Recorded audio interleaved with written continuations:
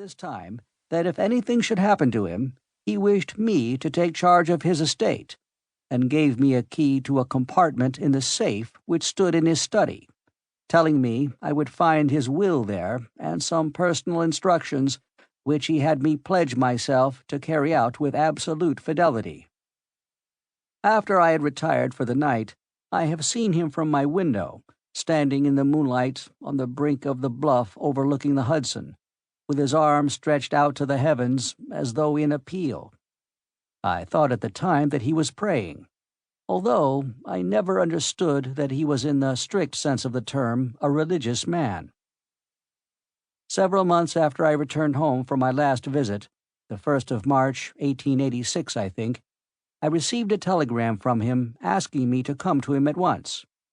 I had always been his favorite among the younger generation of Carters, and so I hastened to comply with his demand.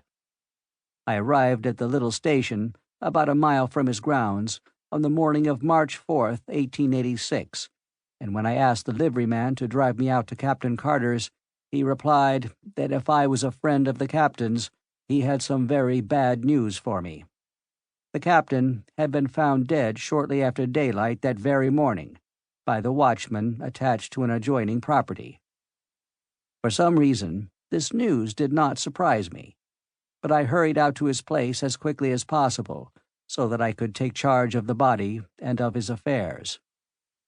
I found the watchman who had discovered him, together with the local police chief and several townspeople, assembled in his little study. The watchman related the few details connected with the finding of the body, which he said had been still warm when he came upon it.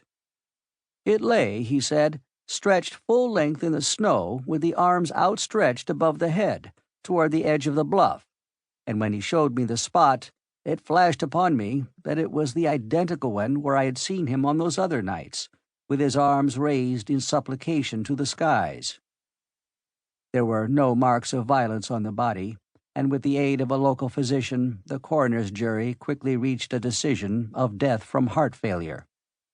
Left alone in the study, I opened the safe and withdrew the contents of the drawer in which he had told me I would find my instructions. They were in part peculiar indeed, but I have followed them to each last detail as faithfully as I was able. He directed that I remove his body to Virginia without embalming, and that he be laid in an open coffin within a tomb which he previously had had constructed, and which, as I later learned, was well ventilated. The instructions impressed upon me that I must personally see that this was carried out just as he directed, even in secrecy if necessary. His property was left in such a way that I was to receive the entire income for 25 years, when the principal was to become mine. His further instructions related to this manuscript, which I was to retain sealed and unread, just as I found it, for 11 years, nor was I to divulge its contents until 21 years after his death. A strange feature about the tomb, where his body still lies, is that the massive door is equipped with a single, huge, gold-plated spring lock which can be opened only from the inside.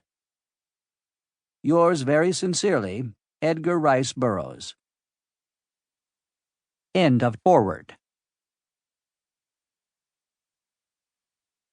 A Princess of Mars by Edgar Rice Burroughs. Chapter 1. On the Arizona Hills. I am a very old man. How old, I do not know. Possibly I am 100, possibly more. But I cannot tell because I have never aged as other men, nor do I remember any childhood. So far as I can recollect, I have always been a man of about 30. I appear today as I did 40 years and more ago, and yet I feel that I cannot go on living forever, that some day I shall die the real death from which there is no resurrection. I do not know why I should fear death, I, who have died twice and am still alive, but yet I have the same horror of it as you who have never died, and it is because of this terror of death, I believe, that I am so convinced.